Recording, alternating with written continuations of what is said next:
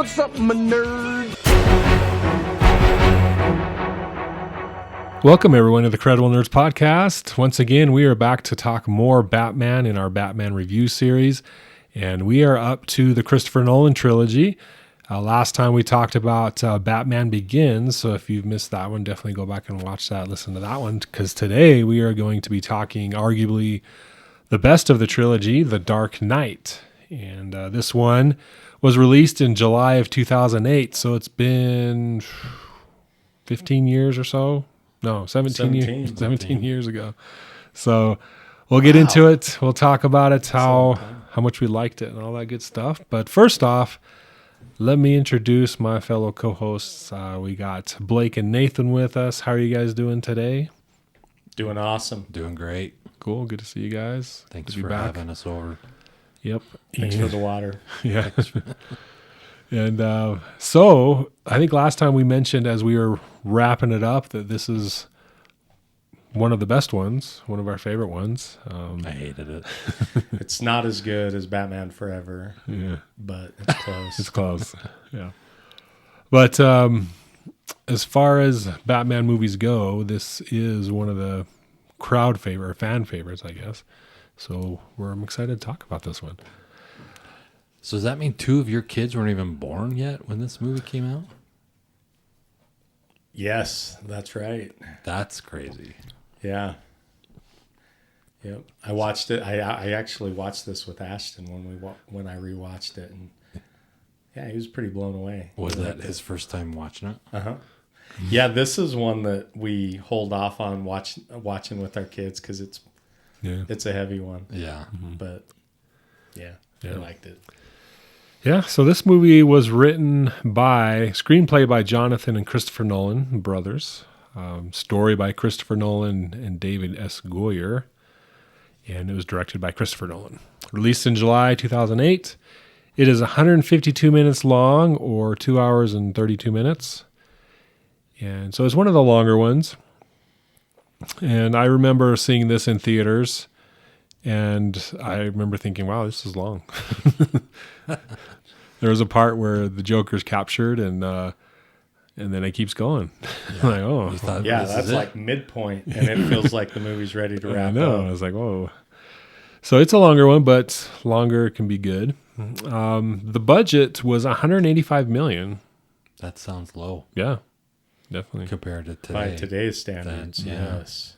Yeah, and it grossed. And considering the special effects and the shots and everything, like that seems really low, even for then. Wow, crazy. Yeah. But the movie grossed $1.006 billion. Wow. So one of the highest grossing movies of all time, definitely that year. And then it eventually ended up winning a bunch of awards, not only for like the technical stuff, some of the technical stuff, but we all know about Heath Ledger, who played the Joker, who passed away a couple months after they wrapped filming due to accidental drug overdose. And he won an Oscar as well as a Golden Globe and like the MTV, all that, fan favorite type awards as well. Yeah. So, Well, and this was this the first time that the Oscars opened up to 10? no, To 10? Or was it because of this? because of this one. Gotcha. So there was there was an uproar that this wasn't nominated for Best Picture. And as a result, it went from 5 to 10, not the next year, but the following year. So 10 nominees. 10 movies. 10 nominees, yeah. So a lot of good came out of it, I guess. So as far as seeing this movie for the first time, do you guys remember? Did you see it in theaters? Did you like it? Kind of, what's the general take on that for you, Nathan? You remember that? I have to admit, I don't remember. I don't think I saw these movies I don't think I saw any of them in the movie theater. I wasn't a huge Batman person, like, at the time. I think I was just too caught up in being married and Yeah, living life. living life and having kids. That we Watching Miami Vice. watch Miami Vice Reruns. reruns. Yeah, I don't remember my wife and I going to the movies a lot. I do because maybe what it was we were just too poor at the time to afford to go to the movies all, and but I do remember not vividly the first time I watched it, but I have feelings of like, yeah, this is an awesome movie. Yeah, from the time I did see it. But yeah, Okay, cool. yeah, What about you, Blake? Yeah, so we we saw it in the theater, and I think we talked about it last time when Batman Begins came out. We were excited to go see it. We saw it in the theater, and it kind of blew me away because it was a different way to do a comic book movie. Yeah. So we were like counting the days for this when it came out. We saw it on opening weekend, and again, it was like you. I mean, it was awesome. It was long. It was complex. It was fun. Yeah. So we really liked it. Yeah. And I mentioned Marie likes, Christian Bale. Christian Bale. So Yeah. we all went home happy. She was all in. Yeah. Did she make you put on your Batman costume when you got home? That's right. Your mask, at least. That's right. Your cowl. Yeah. We were also poor, though, so the cowl was not very good. It was like one of the, old Ski Halloween mask. costume ones. Just the front part. With the elastic thing around it. Yeah.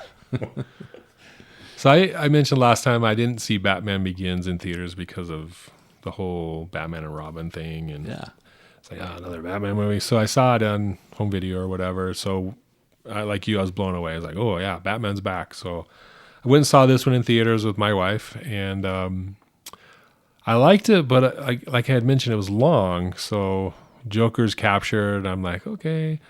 And then so as a result, I had mixed feelings. Like, I really liked it, but I was like, is this ever going to end? I don't know. I was tired and wanted to go home, I think. Yeah. Yeah, and I think with me, I was just Batmaned out from all of the Michael Keaton and, from which, we've already talked about and what we thought about all those. But by the time this movie came along, I was just like, I've had my fill of Batman movies. I'll see it when it comes out on DVD. Watch it on VHS. VHS. I guess it probably was DVD at the time. Yeah. But yeah. But yeah, I did go back and see it again, and I really liked it. I think it was more rested, or the expectations were better. So, but yeah, I liked it. I mean, how often were they making movies over 2 hours long? Not that often, right? Well, The Lord of the Rings came out 2001, 2002, 2003. And those were Those were marathons, right? Yeah, but those were some of the first ones, like mainstream release movies. Yeah, but not very many. Yeah, outside of those, it wasn't a common thing. Yeah. So we'll talk a little bit more about why it's so long and if it paid off or not. Obviously, it paid off because they made $1 billion. Yeah. One of the first comic book movies. Well, it was the first comic book movie to make over $1 billion. So wow. All right. So, like we mentioned earlier, the Joker, played by Heath Ledger, was pivotal to the story. Like in outside of Batman Begins and previous Batman movies, the villains end up getting a lot of the screen time, and Batman's kind of there policing everything. And this was pretty similar, but it was Harvey Dent, the White Knight, seemed to be one of the core characters. Him and the Joker. It seemed to be. So with the Joker, his main thing was chaos. He's an agent of chaos. So for you, Nate, how did that play out for you as the Joker? Some people say he's crazy, but he wouldn't agree with that. Yeah, no, I think that's illustrated in the scene when he first comes in with the mob and he's accused of being insane, and he's like, "Don't you say that." And I don't think someone, and then of course other scenes, and how he planned everything and how he seemed to be always 2-3 steps ahead of everybody. I think he was very intelligent and very methodical, and I think as it is said in the movie, he wants to be an agent of chaos. He wants to see the world burn. He wants to prove the point that no one is innocent And if anyone is put in the right circumstances, they can be just as dark and evil as anybody, and that they're all just fooling themselves, and including Batman, when he's in the scene, getting chased, and he's standing in the middle of the street and he's daring Batman to run him over and hit him. That to me is him just like trying to get him to fold on his morale, his morals and or his issues. And the first movie to me was all about fear and Batman and conquering his fear. This one is about Batman now dealing with someone who has no fear. Mm-hmm. And how do you combat someone who has no fear, who has no morals and has no values? Mm-hmm. And what defines a hero? Because that's what this movie's about, right? You got your White Knight, the Dark Knight. Mm-hmm. Yeah. For you, Blake, this is the second iteration on film of the Joker. First one being Jack Nicholson.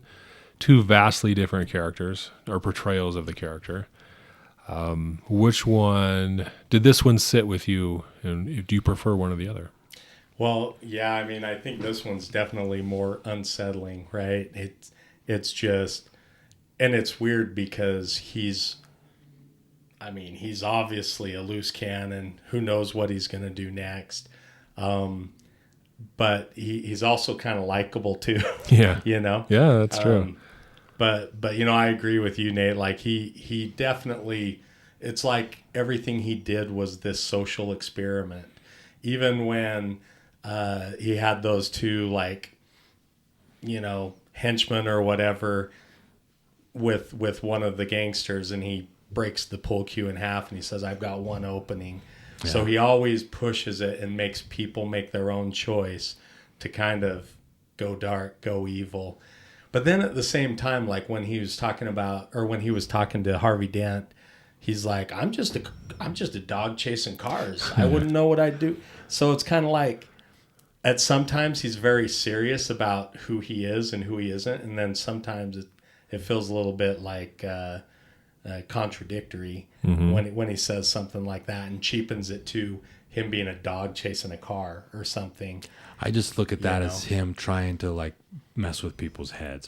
Just another part of the experiment. He tells one story about how potentially you get this story and you almost sympathize with how he got the scars, right? Right. That he had maybe an abusive father, but then you find out later on he tells a completely different story at the party that he got razor blades and he did it to himself. I think he's just again trying to he keep everyone guessing. Yeah. Yeah. With this guy, this Joker, there is no origin story. He just shows up. He's in the opening sequence, and then he shows up with the gangsters, and no one knows who he is. We don't know who he is, so there's no time wasted on that. And I think that was by design. It was just like, hey, here's this guy. He's crazy, and deal with him. Take him as he is, and try and figure him out. And so will the characters. Mm-hmm. So I kind of liked that. We didn't get that really, even though there were probably 3 villains in this movie. We only got the origin story of Harvey Dent because we already knew Batman's. We didn't get Joker's. Scarecrow was in it for a minute. We kind of know his story from the last movie. So I liked how it's not explained. It's just, here it is. Take it as it is. Yeah. Well, and I think you're right. I think that was a cool way to do it, because normally in a movie like this, you figure out what their motivation is, and that's the key to, stopping them. And when you don't know the motivation, when there isn't that origin story, then how do you do it? Yeah. Yeah, and it's a masterpiece because, you've got Batman, the Dark Knight, you got Harvey Dent, the White Knight, right? And the Joker's trying to do the same thing to both of them, show who they truly are, unmask, and with Harvey Dent, you do see him morph from the hero to the villain in the end. And Batman, he's tempted, but he never makes that transition, right?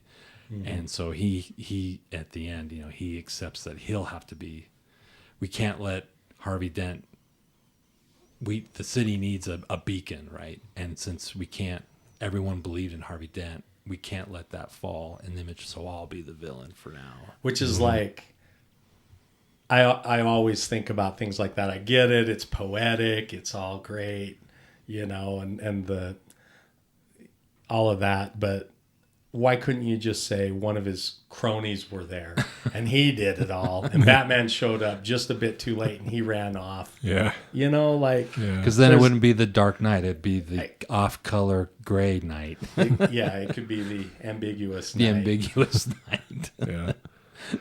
That's a good point. But it is very poetic, so I kind of like that. I think the script was a little too detailed. Maybe like too thought out, I guess. In the sense that the Joker, we mentioned, he's always 2 steps ahead of everyone, plans it all out.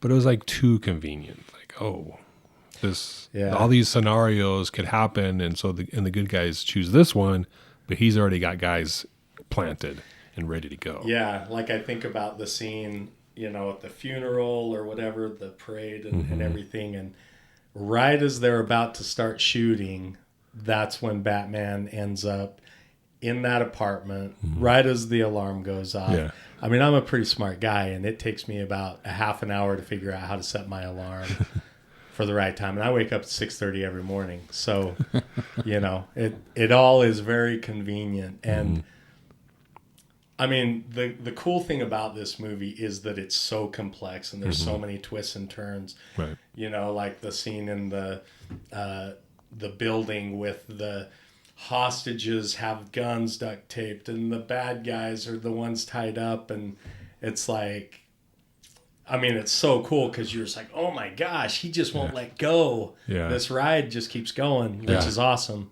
But then practically speaking, it's like, that's a little too much, Like, I like it because it is very complex and entertaining, but at the same time, you're like, in the back of your mind, you're like, really?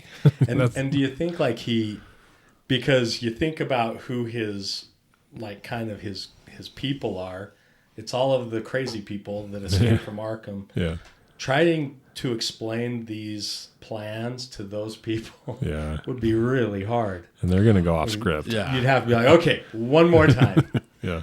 Well, I don't know that he would, but I totally get what you're saying. Yeah. And it's a movie that, like, it's almost like you have to watch it 2 or 3 times for you to catch all the details. But I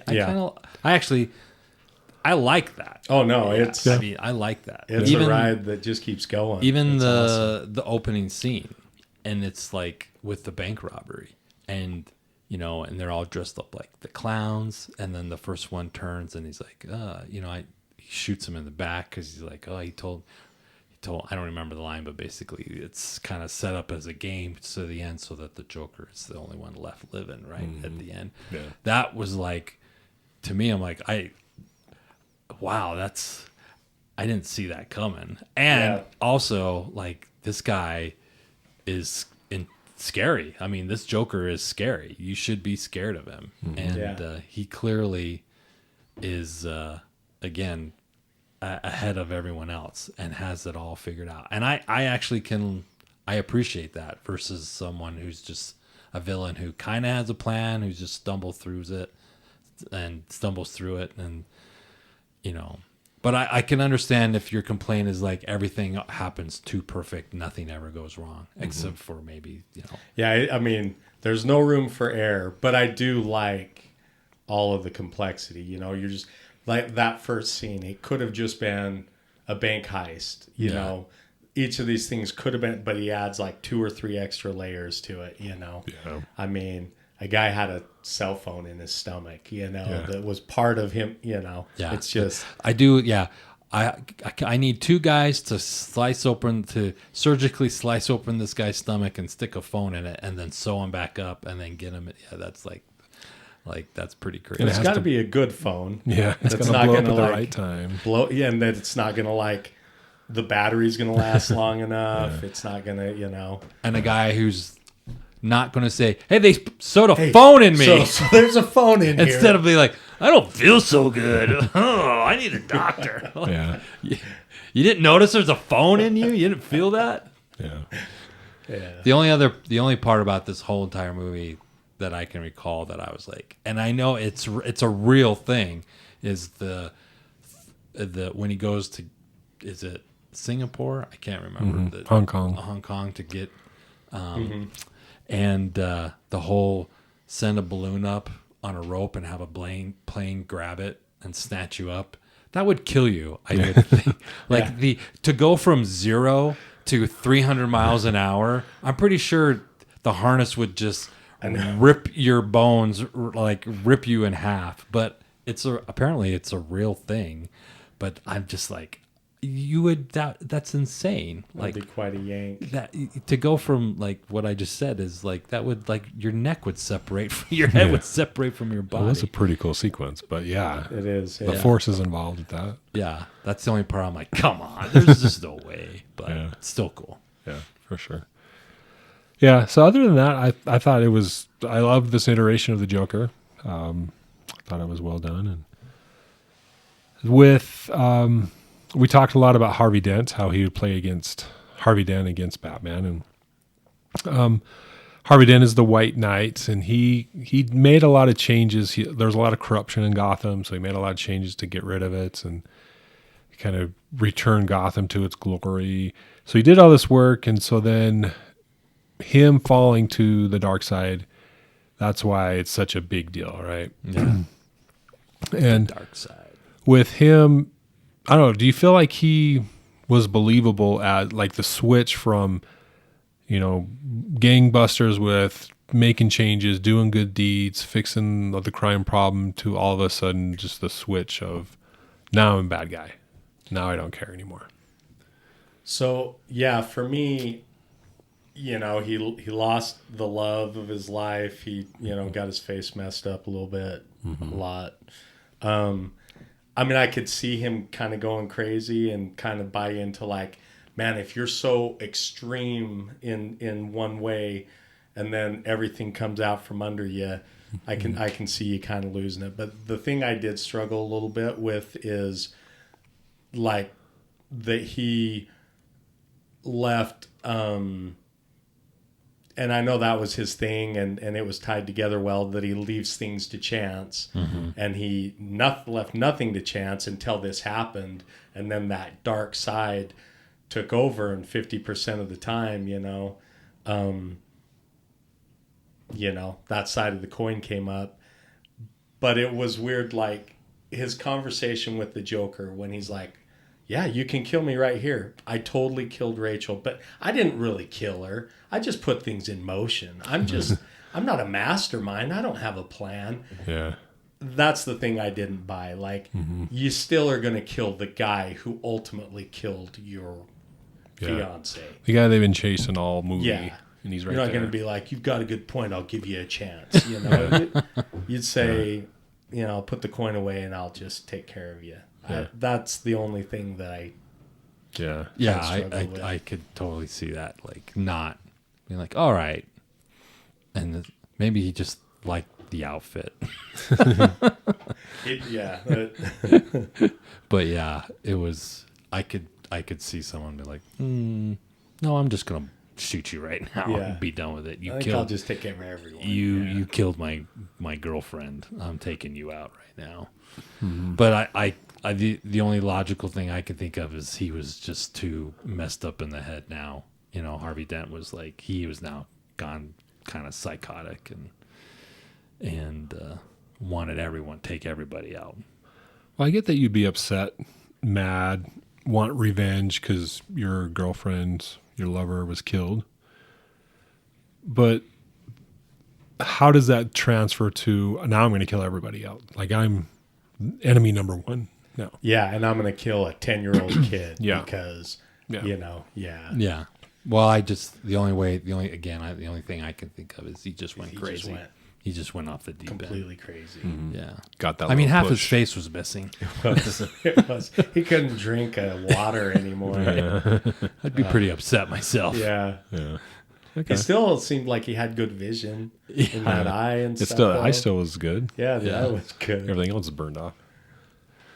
But yeah, I whether it's believable or not, I thought it was well done. Oh, yeah. It was still fit the bill. Oh yeah. Fit the story and everything. So Yeah.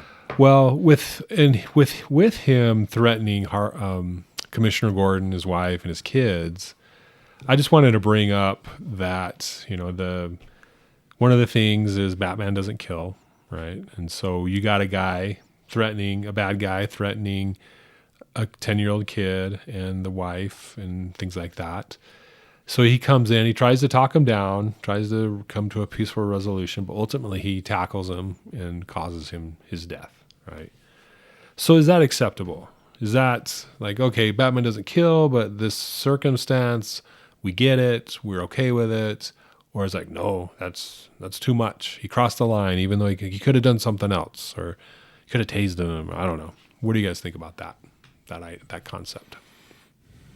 I don't have a problem with it. As far as like that he, because it's one thing to like strangle a guy to death, but like that's I almost look at it as like, hey, he had to do what he needed to do to save the innocent, and that was almost like a collateral damage kind of a thing. Yeah. He didn't want to, but when given a choice and not another way. But, because he wasn't backing down. Yeah. Harvey Dent wasn't backing down. I look at that as just, But are you asking, like, generally, do I have a problem with Batman killing someone? Or that they make that a thing about Batman? Or No, just this situation, basically. Yeah, this scenario. I didn't think twice about it. Okay. Yeah. I kind of thought finally. Yeah. Like, because some of these situations, it's like, well, like you say, the movie could have been like, it could have been half as long if, he had bent a little bit on that role earlier on. But so I was kind of like, I totally appreciate that. And I like that, he's got these principles and everything. But then if you're in a tough spot and you've got to choose between saving innocent people and possibly, someone else dying, then I think it's all right. Yeah. Okay. Well, what if it was Superman that did that? Still don't care. You think it's the right call? Yeah. Okay. I don't know. I don't know if there are people who care or that's a thing. There are people for who them, care. but I don't.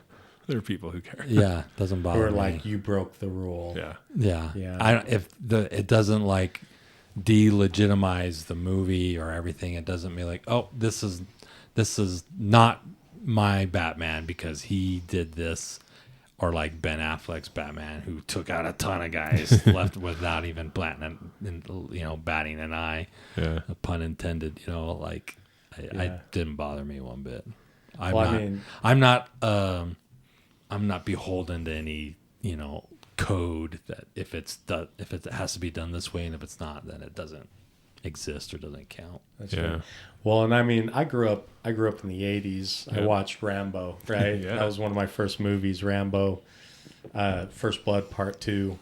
And I think he killed one or two guys in that movie. A couple guys. So I'm good with it. I'm okay with it, I guess, because of that. Yeah. More people need to watch those movies. That's right. But I bring that up because Man of Steel, the end of Man of Steel, Right. Superman kills Zod to save the family, and Zod's not going to stop. But that's a big deal for a lot of people. It's like, oh, Superman doesn't kill regardless, blah, blah, blah.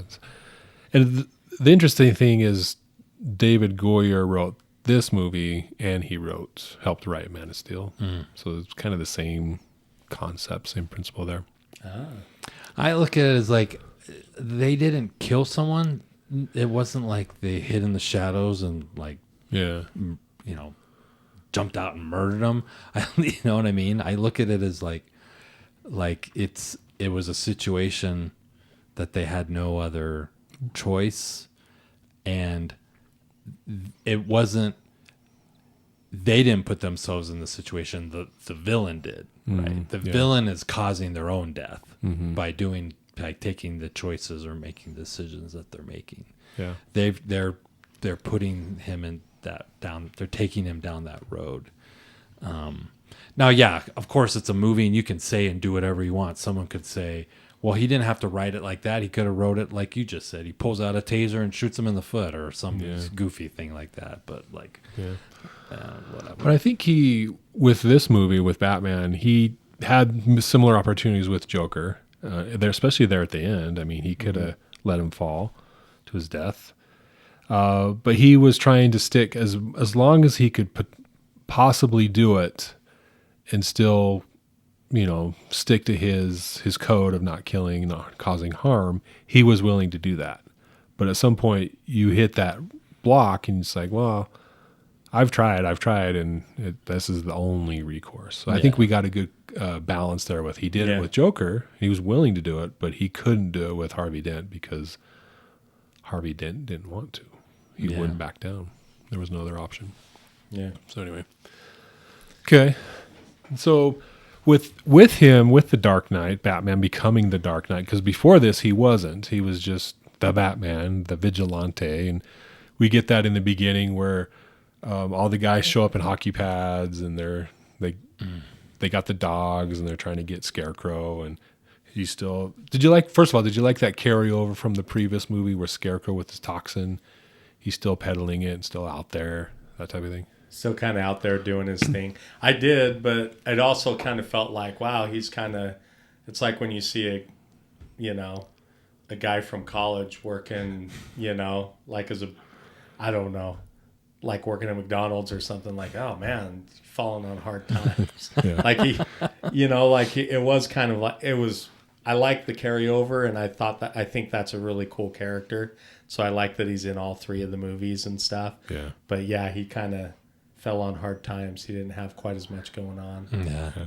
My wife left me. My kids won't talk to me. Yeah. I'm the assistant manager at ABC store. So we got can't get my act together. We got the guys also taking like, oh, if Batman can do it, I can do it. I'll try to do some street justice, vigilante justice, and that's kind of the principle or the start of at the first of the movie is is he a menace or is he a superhero? And with the Joker showing up, it solidifies later on that he's the hero. But then he has to take on the title of the Dark Knight and take all that blame in order to save Gotham, right? So we know he's a hero, but Gotham doesn't see it that way. Did that part make sense to you? Like, he's the hero throughout the whole movie, and then at the end, he's like, well, I'm going to be the bad guy. I'll be the fall guy, basically. Did that sit well with you guys? Go ahead. I mean, I know it's a movie, and it's got to be one way or the other, and there can't be a third option. So I was good with it. I mean, it's again a poetic ending. Yeah. What Gary Oldman says that I still can't quite fully follow when I listen to it. He's the hero that we don't need, but we need, that we don't know that we need. Right. And his 10-year-old son's like, what? But I mean, it is cool what they say, and like he's running, and you're kind of like, well, where does this go from? It's a cool cliffhanger, and like like we were saying, it's kind of that poetic ending that has to be that, So I liked it. It's good. Yeah, Okay. I got it. Yeah. To me, the theme of this one is like chaos, Batman dealing with someone who, isn't fearful, everything we talked about earlier. But then what does it mean to be a hero, right? What does it mean now for Batman to be a hero? Or someone that, what does that mean for us? And to me, it's sacrifice, right? That's ultimately, you got to be willing to make the sacrifice. And that's what he's willing to make that sacrifice at the end to be the villain, to save perceptually for the city of Gotham to be like not going crazy, and riots and whatever. Like he's willing to do whatever it takes, even in this case, making himself out to be the bad guy, because that's what they made him out to be during the movie. So he's just got to ride that horse until it. Yeah. Do you think so? With Rachel dying, there was a sub storyline throughout the whole thing where he's trying to hang up the bat cowl, and go back to just being Bruce Wayne because he wants to get back with Rachel. And then she dies and he's devastated. So do you think he's like, well, I might as well be the bad guy, be the guy that they need me to be? Do you think, how much did that play into Rachel's death, to him kind of turning that corner and be like, okay, I'll do this? Yeah, I think it's huge. He kind of doesn't feel like he has a choice again. Mm-hmm. And it's dark because he's got nothing to live for. Mm-hmm. I mean, he's always given his life for Gotham, and then that kind of becomes evident in the next movie, right? At the beginning, he's just like a hermit. He's, and he does nothing. He never not to give too much away of that part. Save that for the next podcast. But I definitely, to answer your question, I definitely think that played a part of that decision. Okay. Did you like this version of Rachel Dawes or the previous version? Which one, or is there a difference? So I liked them both, actually. I mean, in both movies, she's a very strong character. She's a fighter. She's, got principle and things like that. So I like both of them.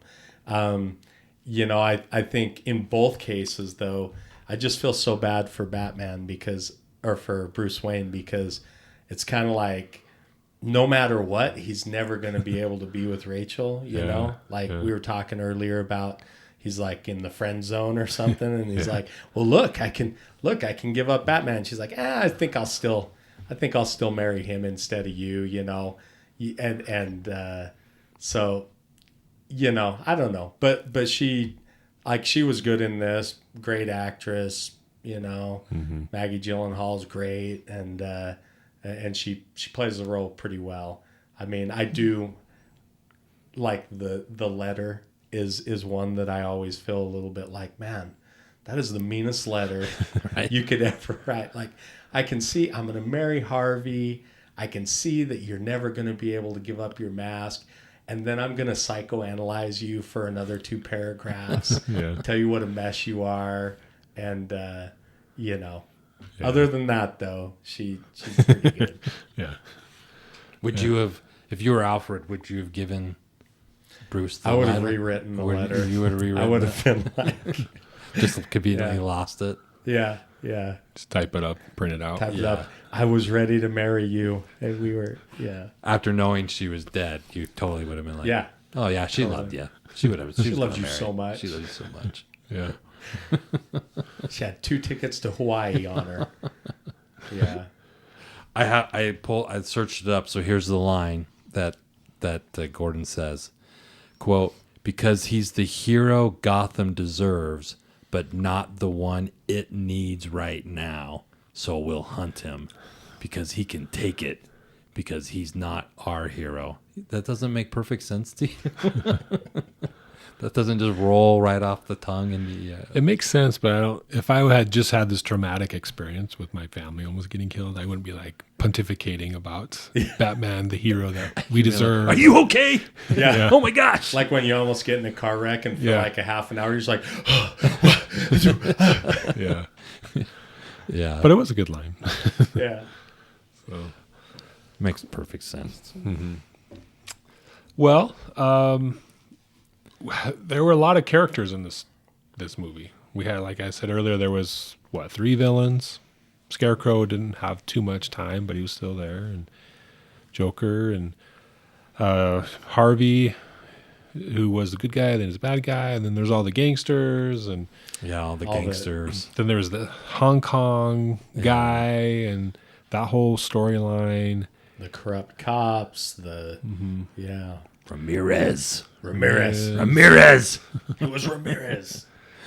So I felt the Hong Kong sequence was cool, but it doesn't really. You could have done a lot in like some couple lines of dialogue, maybe. You didn't think they needed all of that distraction. Yeah. Okay, we're gonna go on a boat. I'm gonna jump in the ocean, get picked up by another boat, fly away, shoot the thing, go to Hong Kong. You think they should have just been like, cut scene to him, Batman just showing up with the guy and like, I got him, here he is. Yeah. Or he's getting on the plane to get back to Hong Kong, and Batman stops the plane. Like, oh, we got him right now. I don't know, something. Because it was, like I said, it was fine. It was good. But yeah, I liked the sequence. I loved it. Well, and it also kind of set the stage for the sonar stuff at the end. That's when he first used it, and then later he expands it to be able to find the Joker and everything. So, I guess they could have done that another way too. Yeah. What about that whole part? Was that the sonar? Yeah, just hacking everybody's cell phones. A little too fantastical for. Yeah. But I guess it plays into the bat sonar thing. Yeah, that's true. And then it is a comic book movie. We got to have a little bit of comic book stuff in it. Well, we got the whole NSA building up the road that basically does that. Right. That's right. They're listening right now. Yeah. But then there's also so Alfred's always questioning him throughout, because that's one of the themes, like, when will you cross that line or whatever. And then at the end, Alfred's like, that's Fox, right? Yeah, so Fox, he's like, he's crossed this line, but then it self-destructs afterwards. So it's kind of like that whole, I've done everything I can, and now this is all I can do, and I'll only do it for a minute. Yeah. And then get back on the right track. So. Mm-hmm. I mean, yeah, at the end of the day, there is a lot, like we talked about before. There's a lot going on, and you have to watch it like 2 or 3 times for you to like fully understand all the how it all intertwines and connects, and the implications of this event and that event and how they play into this event. Yeah. But that's a Chris Nolan movie. Yeah, right? that's true. That's his signature. That's what we like about his movies. Yeah. Because he doesn't, he's like, hey, my audience they're intelligent people, right? I'm going to make intelligent movies. We're not going to I'm not going to give them just some schluppy dumb thing, with a first, second, third act with, I like it for that reason, for those reasons. Yeah. Right. And and even we haven't talked about this either, but it's kind of like the Joker's such a simple guy. And this is something that bugs me a little bit, but it's the theme, right? Is Batman's got all this technology. He's the one with the plan, whatever, supposedly. I know the Joker had a pretty good plan, but the Joker's like, you know what I like? I like gasoline. It's cheap. Yeah. It burns. You light, and it causes total chaos where all these other best laid plans fail, And so, kind of another cool theme there too. And we haven't even talked about the motorcycle, right? The bat pod. Yeah. I mean, cool. When it first popped out, I'm like, that thing looks weird. Yeah. The first time I seen it, I'm like, that wouldn't work. Just like, yeah. I'm like, that wouldn't work, but whatever. But yeah, now, of course, like a lot of things, you're like, I love that thing. That thing's awesome. That thing's so cool. Yeah. What did you guys think about that whole chase scene with that was another part of the master plan, right? Gordon's supposedly dead, but he's not. He's driving the SWAT car, and Harvey's in the back getting transported, and then he shows up in the semi, and that whole part. Did you guys like that? Yeah. Or is it okay? Yeah. I liked it too. Awesome. I mean, I know that whenever something happens and you've got to go underground, that nothing good is going to happen. Right. And, Yeah. So... but yeah, I mean, that's super suspenseful. A lot of practical special effects there too. Like when that semi just flips. Yeah. That's pretty cool. Yeah. I like how it starts out. He has a little pistol. He's like, oh, that's not going to work. And he gets a bigger gun, and then he gets the bazooka. It gets bigger and bigger and bigger. And then, which is kind of like, so in the end of Batman Begins, Commissioner Gordon's like, what, we bring semi-automatics. He brings automatic weapons. We just, the violence just escalating, and this is kind of like. And did you catch on the side of the semi truck? It said, Laughter House, but they put a big Slaughter. Slaughterhouse, Yeah. Slaughterhouse on Yeah, it. Yeah, that was cool. but yeah, I loved it. Yeah. One thing that made that part really cool for me, at least, was there's no there's no music. Yeah, It's just all sound. The cars, the trucks, the guns. Those are the sound. That's the sound we're hearing. yeah, And so it kind of brings us in to be like, this is real, right? It's not a movie anymore. This Yeah. is like a real scene. That's a good point. We're driving next to the car and seeing all this. yeah. Really, the only music was when the Batpod comes out. There's like the heroic Batman theme for a little bit. Yeah. Then there's no sound again. So, but yeah, super cool. I liked it. Very well written, directed, acted, all that stuff. Yeah. I mean, way better than two guys riding rocket doors, sky out of a rocket that just shot up in the sky, set off by, What?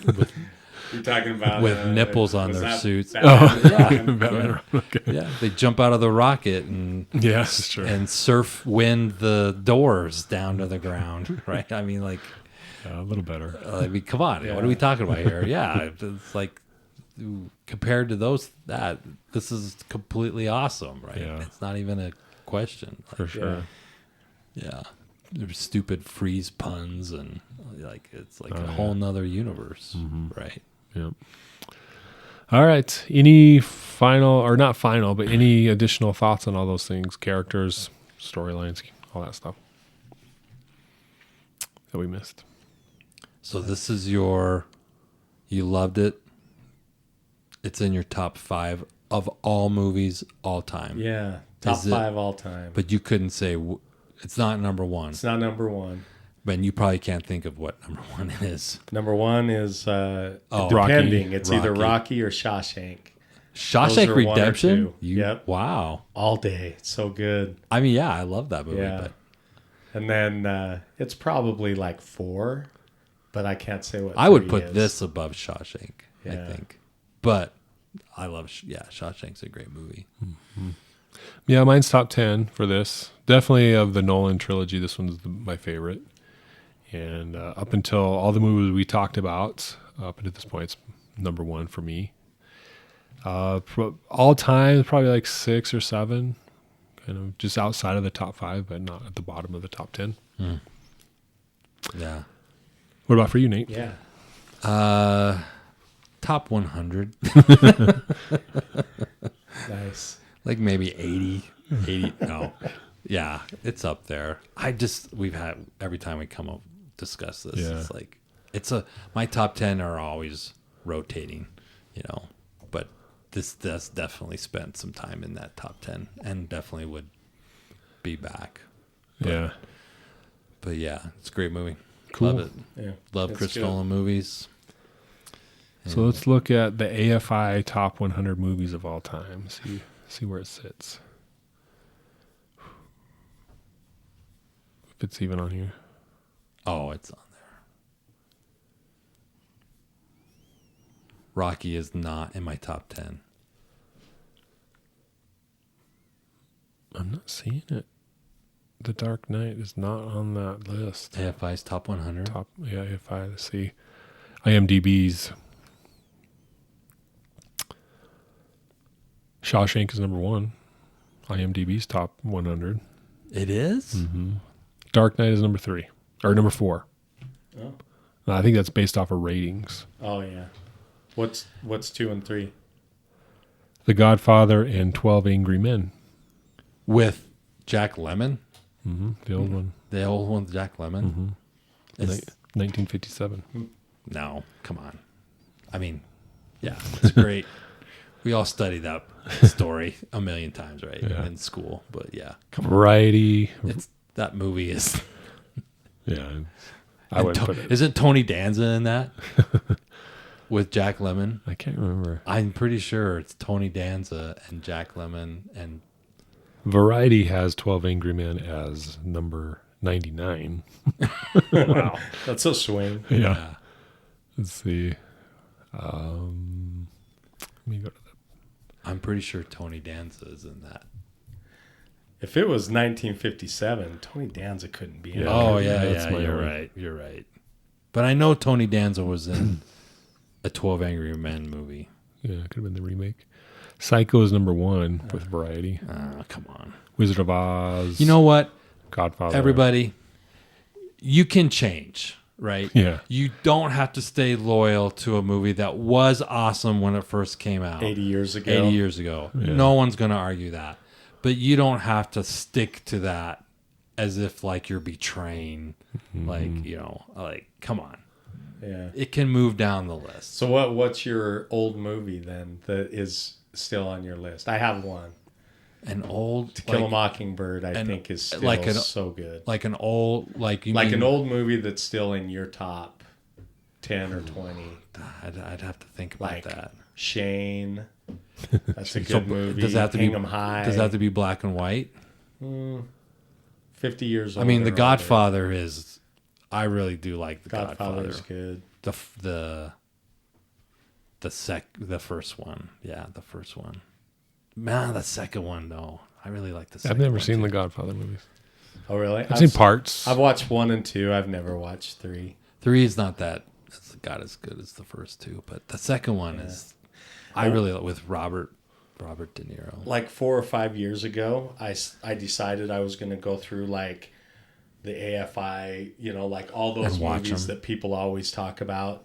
And I watched the Godfather movies, and I watched like The Deer Hunter and Oh, Taxi yeah. Driver and all these movies. And I watched like 6 of them. And I'm like, this sucks. Yeah, Yeah. those are hard to watch. Deer Some of them Hunter, are pretty hard to yeah, watch. Taxi Driver, Yeah. yeah. They don't age well. Yeah, Taxi Driver, they don't. I can't watch that. I have a hard time watching old movies because of that. Yeah. Yeah. They're like, no, this is too creepy now. A little too much. A little yeah. too much. Not in today's world. I don't know if The Dark Knight's going to be on this list, the variety list. I'm not seeing it. Boogie Nights is. Which is, like you say, you say, hey, you don't have to love a movie from forever ago. Yeah. You also don't have to love a movie just because it's artsy or Right. whatever, right? Yeah. It can be crap and still be Yeah. artsy, you know? Yeah. Okay, number 81 on Variety's Top 100. The Dark Knight. Yeah. What's 82? Weekend at Bernie's. Pippi Longstocking. Parasite. Ooh, 2019. Parasite's good. Kramer versus Kramer is 83. Boy, that's a tearjerker right there. Yeah. Yeah, so anyway. Yeah. What's an old, like... Wait, what's 80? What's one above it? What's the one that's one above? I just closed it out. No, Let's see. don't sweat it. What's an old movie? 80 is... I think probably Godfather's not old enough. You want something like from like the 50s. Quixote? Quixote. Pixote from 1980. No idea. Yeah. Gone with the Wind. No, and I've seen that movie. Casablanca is Ten pretty good. I like Commandments. Casablanca. That's pretty good. Casablanca. Yeah. Okay. Yeah. Let's move on. So, top 5. My top 5 favorite scenes from The Dark Knight. If you guys have your own list, definitely share it. But a lot of good moments from this film. And it's interesting because it's a longer film, so there's more scenes and more options, right? But usually with a movie, it's like, oh, the end part is pretty cool, or this middle part, and there's not a lot to choose from. But this one, there's this scene, that scene. There's just so many that are good, and some of them we talked about already. But number 5 for me is the beginning with vigilantes dressing up as Batman to try and overtake the Scarecrow. Then Batman shows up there to handle the business and kind of take care of stuff. Number 4, that's where we get the famous line, "I'm not wearing hockey pads." Hockey pants. Yeah, what gives you the right? So, and then number 4 is when Joker and Two-Face have that conversation in the hospital where he's like, "I'm just a dog chasing cars," or "Do I look like I have a plan?" That whole sequence, I thought was pretty good. And the part as he's going out trying to blow that thing push the up, button. and he's got to shake the thing and knock the batteries, and Yeah. yeah. Number 3 is the opening bank robber scene that Nate talked about. So how well written that was, that plan there. Number 2, Joker tries to kill Dent while riding in the semi-truck, the Slaughter semi-truck. We talked about that. Number 2. And then number 1, I don't think we've really talked about, is the interrogation room scene where Batman's mad. He's coming in. I'll take care of it. I'll talk to him. And he almost beats a confession out of him, almost, right? And it's like he almost breaks that will right there. So we got that scene where it's dark, and then the lights come back on, and he's standing behind him, behind the Joker. That was pretty cool. So I don't know. What do you have anything to add to that, or anything in addition? Yeah, the only thing I would add to that is the pencil through the eye socket. Yeah, that's probably my favorite. He shows up to talk to the gangsters. Yeah, like, I got a magic trick for you. Ta-da! I love that. That cracks me up every time. Yeah, those are all great picks. Mm-hmm. There's a few little funny ones that I always like when they're in his penthouse. And he takes Rachel, and they're like and they go into that room, and there's the guy and the girl in there making out. And she's like, "Oh, good, they've got a panic room." And then he just closes the door behind him. Yeah, that's funny. Yeah, it's a good scene. Yeah, good stuff. So, any final thoughts on The Dark Knight and Nope. all that good stuff? Good movie. Yeah. Movie. Okay. Well, thanks, guys, for joining us here on the Credible Nurse podcast as we finish up The Dark Knight. One more movie left for the Nolan trilogy, and then we'll do probably the Batman after that with Pattinson. Have you guys watched the Penguin series? Nope, I have not been watching it. I watched the first episode, and it's good. Yeah. It's good. Just one season. I don't know if they'll do a second one, but it's on HBO Max, and it's really good. Yeah. No Batman in that one, but pretty good story of the rise of Penguin, basically. Yeah, and he's it's good. Yeah. And it opens a whole window into his character, and just really fleshes him out. It's like, wow.